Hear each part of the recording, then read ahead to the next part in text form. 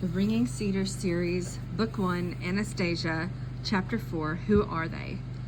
Subsequently, after spending 3 days with Anastasia and observing how this strange young woman lives all by herself in the remote Siberian taiga, I began to understand a little something of her lifestyle and to be confronted by a number of questions regarding our own. One of them still haunts me to this day. Is our system of education and bringing up children sufficient to comprehend the meaning of existence, to arrange every individual's life priorities in the correct order? Does it help or hinder our ability to make sense of man's essence and purpose? We have set up a vast educational system. It is on this basis of this system that we teach our children and each other in kindergarten, school, university, and postgraduate programs.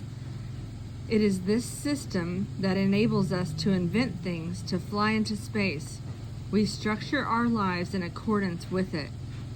Through its help, we strive to construct some happiness for ourselves. We strive to fathom the universe and the atom, along with all sorts of anomalous phenomenon. We love to discuss and describe them at great length in sensational stories in both the popular press and scholarly publications. But there is one phenomenon which for some reason we try with all our might to avoid, desperately try to avoid. One gets the impression that we are afraid to talk about it. We are afraid, I say, because it could easily knock the wind out of our commonly accepted systems of education and scientific deductions and make a mockery of the reality of our experience.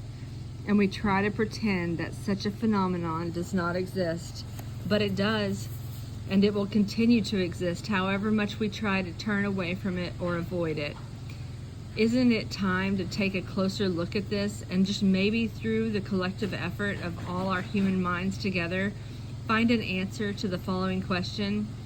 If you take all our great thinkers, without exception, people who formulated religious teachings, all sorts of teachings which the vast majority of humanity are following, or at least endeavoring to follow, why is it that before formulating their teachings, they became recluses, went into solitude, in most cases to the forest? Not to some super academy, mind you, but the forest.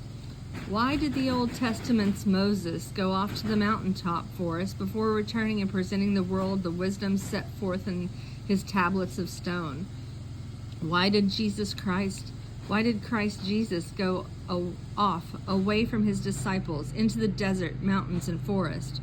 Why did a man named Siddhartha Gautama, who lived in India in the 6th century BC, spend 7 years alone in the forest, after which this recluse came out of the forest back to humanity, complete with a set of teachings with which even to this day, many centuries later, arouse a multitude of human minds. And people built huge temples and called these teachings Buddhism, and the man himself eventually became known as the Buddha. And what about our own not-so-ancient forebearers, now known as historical figures, such men as Seraphim,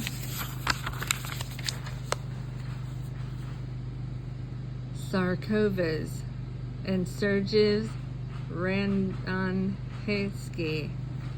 Why did they go off to become recluses in the forest? And how were they able, after a short period of time there, to so fathom the depths of wisdom that the kings of this world made the long journey through uncharted wilderness to seek their advice?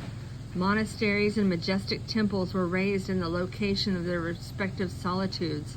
Thus, for example, the Trinity Syriv Monastery in the town of Sergov Postad near Moscow today attracts thousands of visitors each year. And it all started from a single forest recluse. Why? Who or what enabled these people to obtain their wisdom? What gave them knowledge? Who brought them closer to understanding the essence of life? How did they live? What did they do? What did they think about during their forest solitude? These questions confronted me sometime after my conversations with Anastasia, after I had started reading everything I could lay my hands on in regarding recluses. But even today, I haven't found answers.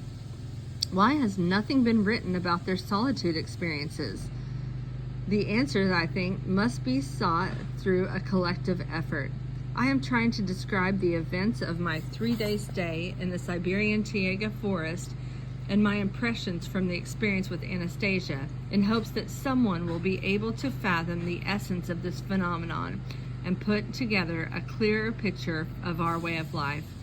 For now, on the basis of all that I have seen and heard, only one thing is crystal clear to me. People who live in solitude in the forest, including Anastasia, see what's going on in our own lives from a point of view completely different from our own. Some of Anastasia's ideas are the exact opposite of what is commonly accepted. Who is closer to the truth? Who can judge? My task is simply to record what I have seen and heard, and thereby give others an opportunity to come up with answers. Anastasia lives in the forest altogether alone. She has no house to call her own. She hardly wears any clothes and does not store any provisions. She is a descendant of people who have been living here for thousands of years and represents what is literally a whole different civilization. She and those like her have survived to the present day through what I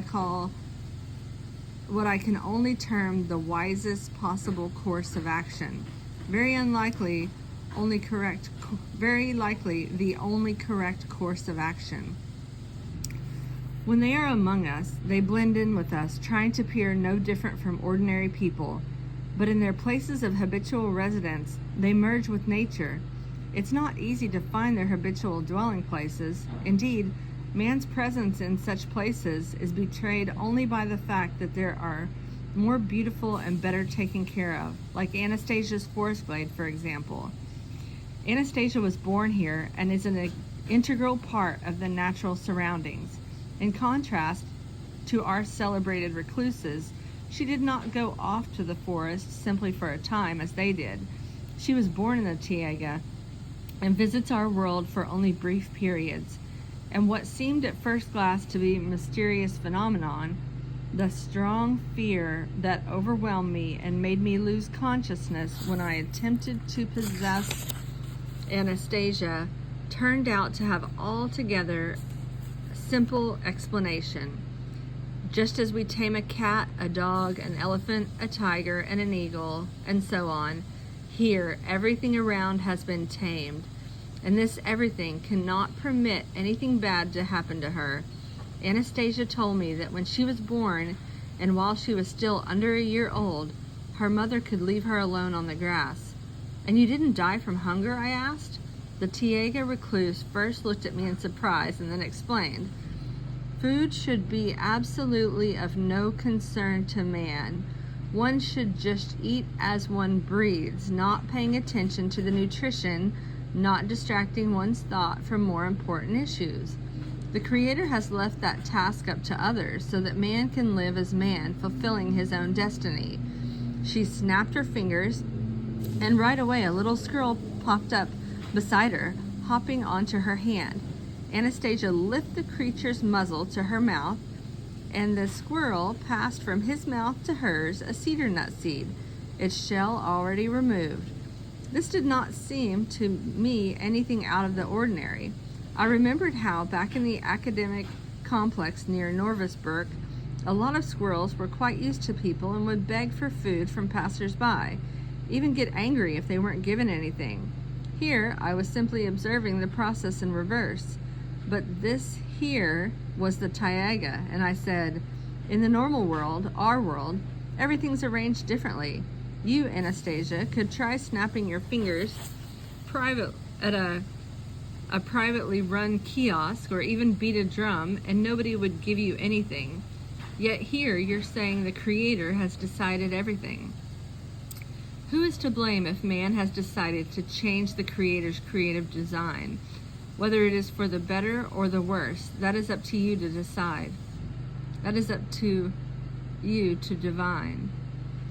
This is the kind of dialogue I had with Anastasia on the question of human sustenance. Her position is simple. It is sinful to waste thought on things like food. She does not think about it. But for us in our civilized world, as it happens, we are obliged to give it thought. We know from books, report on TV, we know from books, reports in the press, and TV programs of a multitude of examples of infants who have found themselves out in the wilds and ended up being fed by wolves. In this case, however, generations of people have made their permanent residence here, and their relationship to the animal kingdom is different from ours. I asked Anastasia, "Why aren't you cold, where I am in a warm jacket?" "Because," she replied, "the bodies of people who wrap themselves in clothing and shelter themselves from cold and heat more and more lose their ability to adapt to changes in their environment. In my case, this capacity of human body has not been lost, and so I really have no need for any clothing."